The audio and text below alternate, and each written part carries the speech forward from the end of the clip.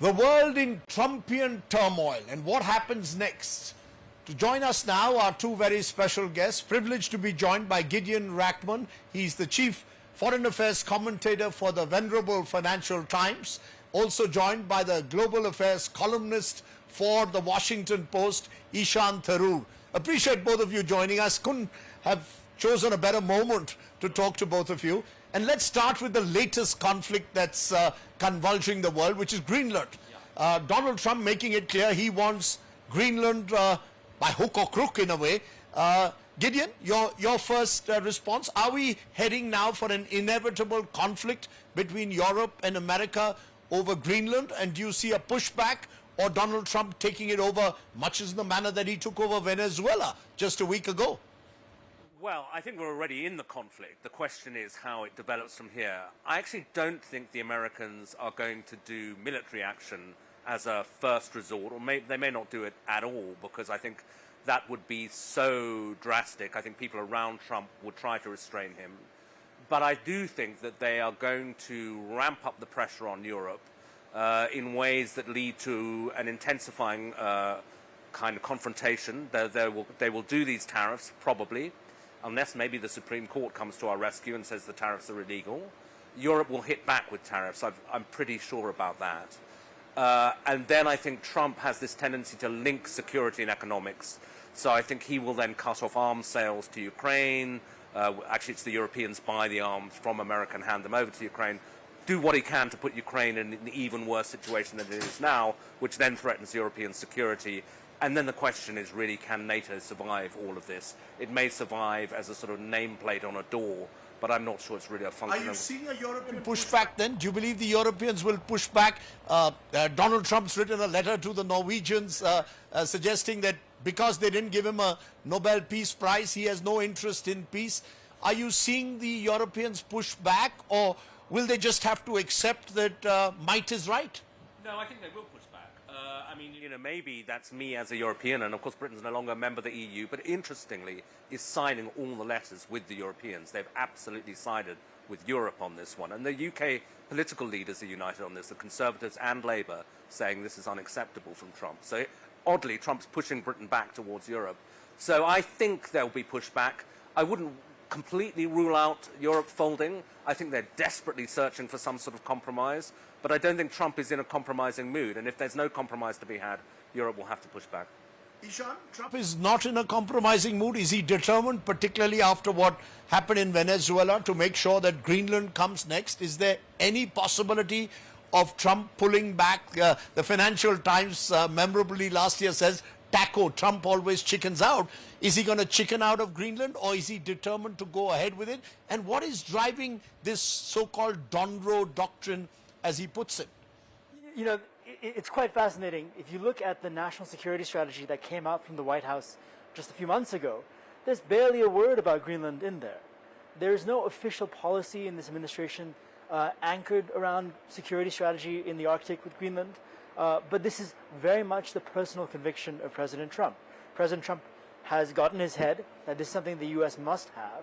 And absolutely, when you talk about the Donro Doctrine, it is this kind of 21st century manifest destiny of the United States that he seems to feel that he's capable of exerting.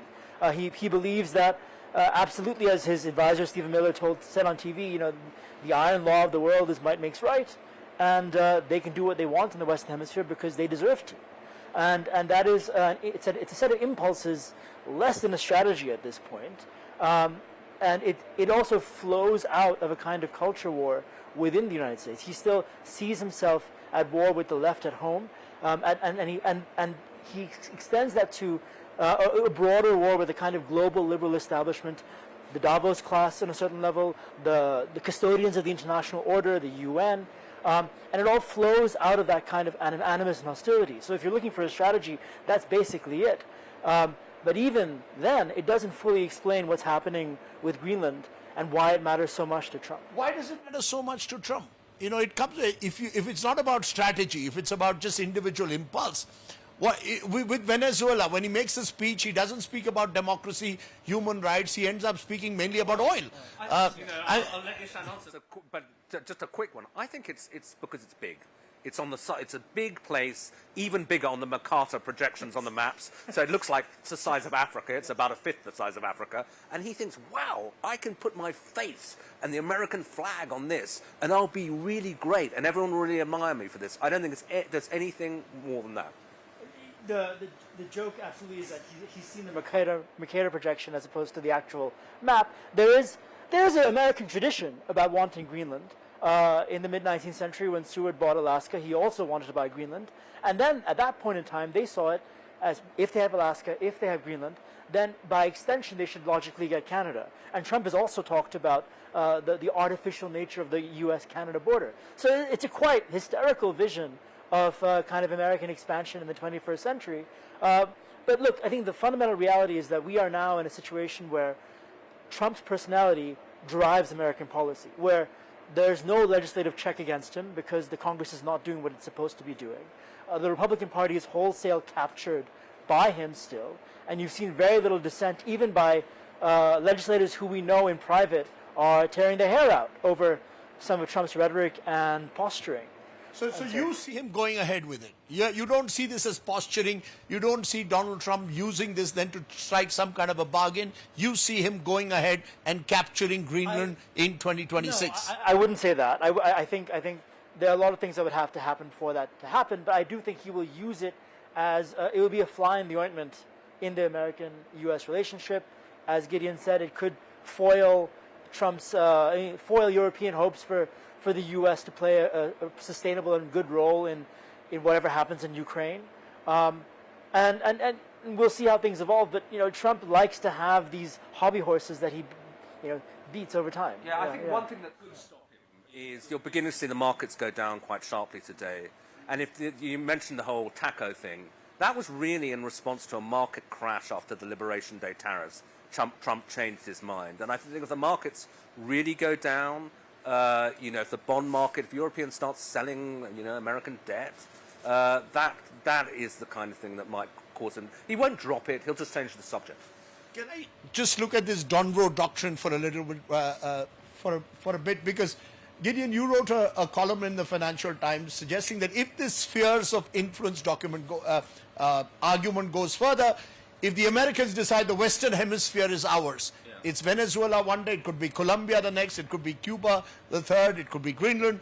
The Chinese tomorrow could say the South China Sea is ours, Taiwan is ours, and where does it all end? Do you see, therefore, are we inexorably heading towards a US-China battle for spheres of influence? If Donald Trump is allowed to get away now, the Chinese tomorrow could get away with Taiwan, and that could have implications for countries like India as well. Totally. Taiwan and indeed the South China Sea. I mean, reading Trump's letter that you referred to about how the Danish claim to Greenland is just based on, a few ships. It's very similar to the kind of arguments China makes about the South China Sea. This is all lost in the midst of time. We have as legitimate a claim as everybody else. So Trump is legitimating that form of argument. We're the most powerful people here. We can make up any argument that we like, and we're just going to grab it and see what you can do. And international laws are jokes, so don't even try and stop us. Those are Trump's arguments, and those, actually put rather more subtly, are also China's arguments. And if Trump concentrates on the Western Hemisphere, the Chinese will think, great, we'll take our sphere. And incidentally, their sphere is a much bigger share of the global economy. So it would be a crazy deal for America to accept that. So could there be a check on Trump? The fact that the fear that someone in the White House or someone in America will say, look, if we go ahead with doing this, the Chinese could well have their sphere of influence. Could that be a check? Or is Trump not worried about the consequences of a Donro Doctrine across the world? I don't think they see it in those frames. I don't think they see China as inexorably taking what it wants. But I think what's interesting about this framing of the Donro Doctrine is that it comes from a political movement in the United States that believes in the kind of the supremacy of its power and make America great again. Yes, and they feel entitled to wield their power as they see fit, whatever the rules, whatever the norms, whatever the international considerations. What's interesting about how it's being framed is that it's actually in many ways a shrinking of American power. It's so much of what's constituted American power over the last generation or multiple generations has been its capacity to project strength around the world through soft power, through alliances, through trade. and this seems to be a withdrawal. I mean, Trump is withdrawn from numerous international agencies. He's endangering the transatlantic alliance in profound ways. And so in many ways, the view in Washington amongst this foreign policy establishment is that the Donro Doctrine is a retreat. So could he be willing to risk this transatlantic alliance? Could he be willing to risk NATO, the post-World War II order, possibly even retreat from Ukraine and say, look, this is for Europe and Putin to decide, I'm out of it? Is that possible? Yeah, their view is that the post-World War II order is failing. And their view is that the post-World War II order is no longer fit for purpose. And that we have to build something else out of its ruins. I think You see, he could withdraw out of the transatlantic alliance and say, allow Vladimir Putin to have his own sphere of influence in Europe, including Ukraine? he's pretty close to that already. I mean, I think we're 50% of the way there. Sure, I think that is where we're heading, I'm afraid. Where Ukraine would be left to its, the Americans would not want to play a role in Ukraine? The Americans have cut off aid to Ukraine already. I mean, they don't do financial aid or arms aid of the scale that the US was doing under Biden. What they do is sell weapons to the Europeans, which the Europeans can then hand on to Ukraine, and they provide intelligence, which is really, really important to Ukraine in the battle to stop the Russians. Now, President Macron of France, interestingly, said just recently that France now provides 80% of the intelligence that Ukraine needs. I sincerely hope that is true, because in that case, Ukraine can fight on. But if not, they could be in serious trouble, because so much of this is done with satellites and drones. So and what so on. happens to the Ukraine war? Does it continue through 2026? What's your sense? Are we heading through a situation where the Ukrainians find themselves increasingly vulnerable and isolated? Look, I think just to piggyback on what Gideon was talking about, the Trump folks will tell you that this is all a good thing, that Europe should be taking the lead on all this, that we have instigated a change within Europe that was fundamentally necessary. And I think some Europeans would agree that we shouldn't be so dependent on a certain U.S. commitment indefinitely and at scale. When it comes to this year in Ukraine, I think it's a very complicated situation. President Zelensky faces a quagmire at home politically as well. But obviously, the Europeans have rallied around him. They want to give Ukraine the support it needs to have a strong seat at the bargaining table. But it really is, in terms of what happens next, it really is, we're waiting for actual good faith from the Russians, and we've yet to see it. Can I come back to China for a moment? Because it is the other dragon in the room. If Trump is the elephant, China is the dragon in the room. I mean, how do you see this Chinese-US equation playing out in the next 12 months? I think Trump has handed China a massive opportunity, because despite the fact that Biden is often sort of slagged off as a weak president, actually he'd done something really quite important, which was to construct a kind of global Western alliance, which was steadily squeezing China's space, which to my mind actually included India, but also included, the Europeans, the Australians, Japanese. Groups like the Quad, for example. Absolutely. And Trump has trashed that and is driving people back towards China. So Canada Mark Carney's just been in Beijing, signed a trade deal with China, and other Europeans will be heading in that direction. Canada's not European, spiritually perhaps. But, I remember this time last year, I had a meeting with a sort of senior British security type, and I said to him, look, the way Trump's behaving, would it be such a bad idea to warm up to China? And he said, yeah, that would be a really terrible idea. And he laid out for me why we should not do that. But I suspect if we had that conversation again, I think it's certainly on the table now. The other sort of the achievement, or Trump builds as an achievement, is now the setting up of a board of peace for Gaza. He's invited India, for example, to be part of the board of peace. Do you see, therefore, a more stable 2026 in the Middle East, or that's with Netanyahu in Israel, with the Iranians potentially seen by Trump as another enemy country in the area? How do you see that play out? Do you see any kind of in this increasingly uncertain, unstable world, could we see some glimmer of hope at all in the Middle East, or no? I mean, what sense does this board of peace really make? I mean, I think it's far too early to tell to say anything definitive about what this board of peace will accomplish, let alone what this board of peace actually is.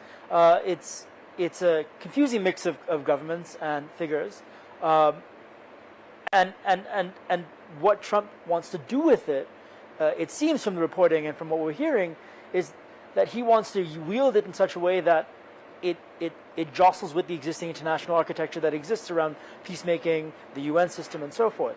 So it's his desire for what it's going to be is quite grand. When it comes to finding a path out in Gaza, there is this Trump 20-point plan. The Trump folks believe that it's in motion now. What we're seeing on the ground is a little bit different. And then, of course, there are a lot of things happening in the region that are very complicated. You're seeing a major rift blow out in the open between the Saudis and the Emiratis. You're going to have elections at some point in Israel that will complicate the equation there as well. And then there's, of course, developments in Iran. So there's a lot happening right now. Where does all these where do these disruptions leave countries like India? Countries that would probably benefit from a more stable world order. We found ourselves in the crosshairs of Donald Trump over tariffs, because we were buying Russian oil. What can India do? Do countries like India really have any elbow room, you believe, Gideon, or any role at all to play in this increasingly uncertain world order where even the United Nations appears completely enfeebled? Yeah, I mean, I think it's an incredibly complicated and difficult situation, but it is one that offers opportunities for India because, yes, I think, clearly it's been shown over the past year that putting your faith in Donald Trump is not a great idea because you can have a wonderful meeting with him in May and a disastrous meeting with him in June. Nothing lasts with him. He'll change his mind. And, you've got real problems with China, with Pakistan, etc. But obviously, India has enormous strengths. It's a huge country, now the largest population in the world, one of the 5 largest economies in the world. So as everybody is looking to diversify their relationships away from the United States, which essentially is what America's allies have to do, they'll all look to India. Everybody will see India as an essential partner. So, the UK has done a trade deal with India, the EU will want to do it, South Korea, Japan, everybody's going to want to intensify relations with India right across the board, economic, security, etc. And, I don't expect, India's not a country that joins formal alliances, but it will have many opportunities. Ishan, I interviewed your father, Shashi Tharoor, a few weeks ago, and he said, years ago I said the world would be multi-aligned, not multipolar, but multi-aligned. Do you see that happening? And countries like India will therefore have their alignments in a way with different potential bilateral partners. You'll see more bilateralism and possibly multilateralism as we knew it fading away because there's very little common ground across the world, but there's lots of common ground between countries, and that's where India's future also lies. Yeah, I think Gideon's newspaper put it best a few years ago when they summoned this concept of the a la carte world order, where you can pick and choose in different moments the arrangements you want on your plate, and I think that is certainly where we're headed. I think that's sort of the worldview of the Trump people. That's the worldview of many in the global South, and I think the one way to spin this positively is that it's at least honest. It's at least we don't have to appeal to certain values and rhetoric that are constantly dispensed with when it's convenient. But it also leads to profound uncertainty. It leads to scenarios where you see rogue governments, bad actors acting with impunity all the more. I think we'll miss hypocrisy. At least in the old days, there were like values you could appeal to, and occasionally you could shame people and say, look, this isn't consonant with what you'd say. And it did sometimes affect their behavior. Ishan, you also wanted to make a point, interestingly, about Indians living in America in this Trumpian age. Yes, I think it's been really striking over this past year, the first year of his second term, the cultural shift you've seen in the American conversation, especially online and especially among the kind of MAGA Trump base, about Indians. Indians for a long time have patted themselves on the back in the U.S. about being the most successful minority group in the country, the preeminent model minority. But we've seen this rapid acceleration to a different narrative about Indians as invaders, the complete contempt for the H-1B program that's brought in so many Indian tech workers, just unabashed racism about Indians in India in the MAGA discourse. And it's been quite striking. So as we think about India's place in all this, the place of Indian Americans has also been complicated by the past year. Because you're in this age of these strongmen, who have little place for democracy. That's right, the era of the strongman across the world. But in this era of the strongman, can we even predict where we will be 12 months from now if we all meet in Davos again? Will the world be a better place, you believe, a quieter place, or are we going to live in a world of perpetual conflict and noise for a while longer? I suspect it's going to be the latter. And Gideon and I were with your network a year ago here, and we speculated, is Trump going to be this? This is at a moment of relative optimism about what Trump could be, and we speculated, is he going to be some kind of custodian of a positive shift, or is he going to be more of a mafia boss? And I think he's answered quite definitively on the side of being more of a mafia boss. Yeah. And the thing about mafia families is you can get periods of peace, but then eventually they start shooting at each other. We're looking at the US president, arguably the most powerful man in the world at the moment, and calling him a mafia boss. I have no problem. We did this a year ago. On this network. No, I mean, I think that, he's his whole modus operandi is, I mean, I don't know, I've never met a real mafia boss, but the ones in the movies, very reminiscent. Let's leave it there, Gideon and Ishan. I think we've got plenty of food for thought, and we'll wait and see where the mafia boss and his mafiosi take the world a year from now. We can only hope that we will at least see a few rays of light in what seems at the moment to be a rather difficult world. Ironically, the World Economic Forum has branded this year the spirit of dialogue. I don't know where the dialogue's coming in this world of seemingly perpetual conflict. You would have suggested possibly a better a title than the spirit of dialogue. Well, I mean, there's, I think Ishan was saying before we came on, it's kind of a vain hope rather than a reality. But I mean, I suppose all one can say is people are still talking because Trump will be here, the Secretary General of NATO will be here, Macron, etc. So they'll talk to each other. I'm not sure there'll be a positive outcome there.